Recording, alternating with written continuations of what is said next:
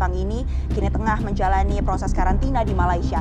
Ini juga kita melihat bersama-sama bahwa informasi beberapa negara sudah mulai melapor. Bagaimana kondisi terkini dan apa saja kemudian aktivitas warga di sana?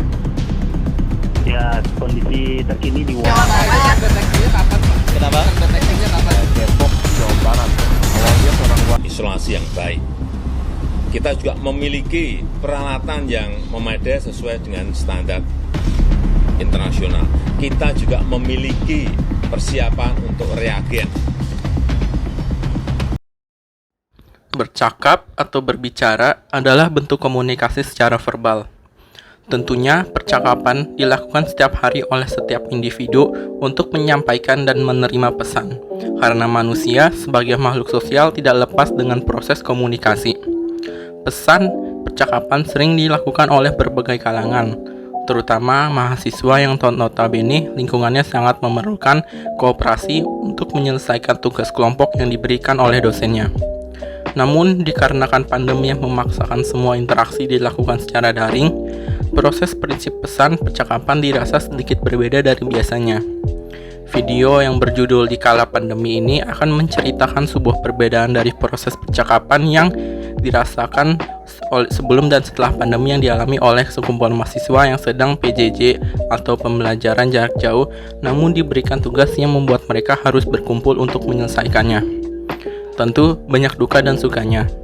Cerita singkat ini juga diangkat untuk selalu menaati prokes setiap percakapan yang kita lakukan.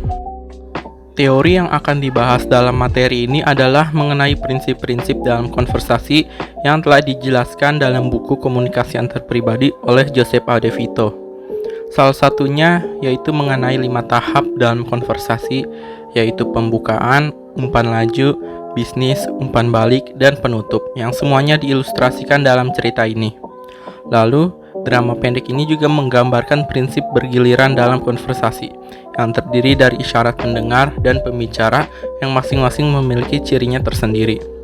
Kemudian, di akhir cerita akan menampilkan sebuah konsep dari self-disclosure atau pengungkapan diri dari salah satu tokoh mahasiswi.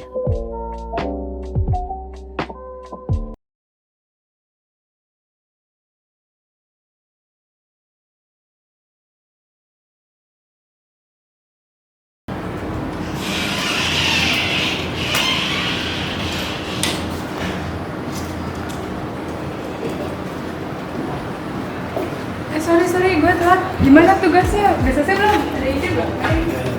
santai aja nongkrong dulu, ngopi dulu aja, ntar diomongin Pak. Ngopi aja dulu, duduk. Duduk nih. Iya. Gimana nih tugasnya? Iya Jihan, tenang aja. Kita juga dari tadi sambil nyari-nyari ide kok. Siapa? Viral? Jangan diem-diem aja apa ngomong. Tapi gue juga masih bingung kan sama idenya. BTW guys, kalian udah tau gak sih tentang COVID itu? Sekarang kayaknya gue lihat dari berita udah masuk Indonesia lah. Iya, gue juga sempat denger sih kemarin. Itu juga kan Menteri Perhubungan sempat terpapar juga katanya kan, dan masih heboh sampai sekarang ini.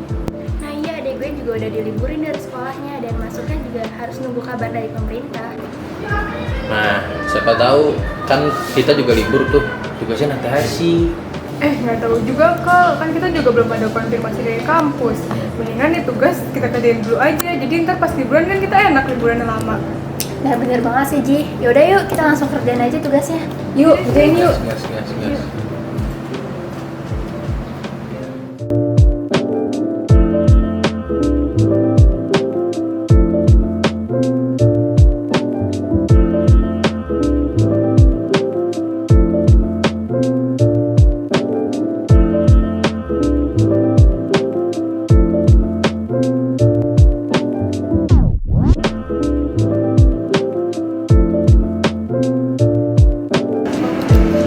Sorry ya, gue duluan mau ada acara keluarga. Nanti kita lanjut lewat chat lain aja ya? Udah, ntar kita lanjut lagi ya. Oke, duluan ya. Duluan. Buru-buru banget berarti ya. Ada acara keluarga gue. Oh iya. Udah.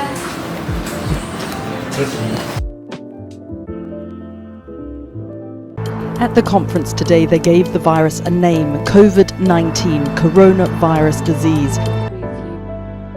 For Saudara Presiden Joko Widodo dan Menteri Kesehatan Terawan Agus Putranto mengumumkan langsung kasus corona pertama di Indonesia. Saudara, dampak mewabahnya virus corona kini juga telah dirasakan oleh dunia pendidikan. Presiden Joko Widodo sudah mengimbau untuk bekerja, belajar, dan beribadah dari rumah.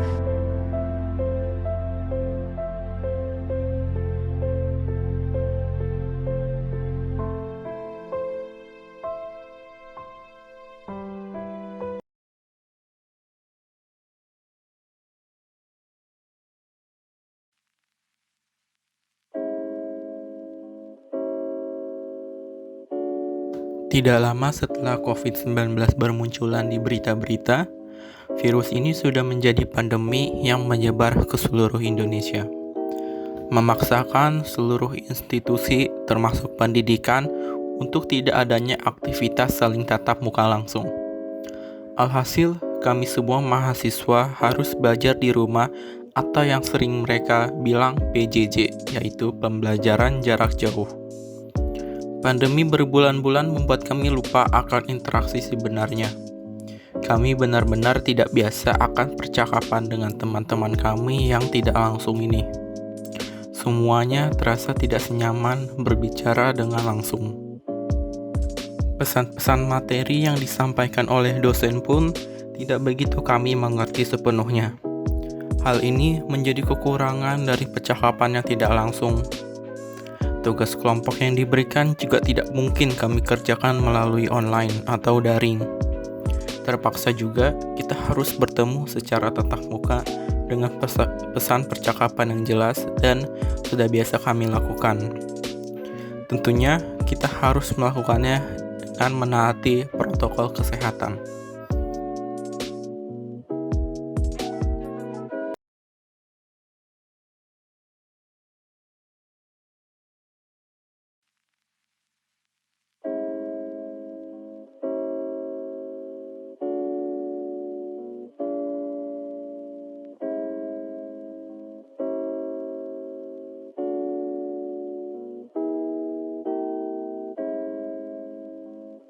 Hai guys, gimana kabar kalian semua? Baik juga kayak kabar gue. Gimana nih PJJ-nya? Menurut gue sih ada suka dukanya Kel. Kalau sukanya tuh kita bisa bangun siang, terus juga nggak usah berangkat pagi-pagi banget ke kampus. Tapi kalau dukanya kendala jaringan nggak sih? Soalnya kalau di rumah gue tuh wifi-nya suka mati. Bener banget sih Gi, soalnya kendala yang paling sering gue alamin juga internet sering keputus-putus, makanya harus bener-bener nyari tempat yang pas biar dapet. Tapi menurut gue sih lebih baik kalau kita tatap muka. Soalnya kita tatapan langsung, jadi ada interaksi sosialnya secara langsung gitu. Dan lebih dapat feel-nya nggak sih? Ya, apapun pendapat kalian sih, gue setuju-setuju aja. Soalnya menurut gue mau PJJ, mau tatap muka, pasti ada suka dukanya sendiri. Bener banget tuh Kel. Halo semuanya, salam kenal ya. Halo Grace, gue Kintan.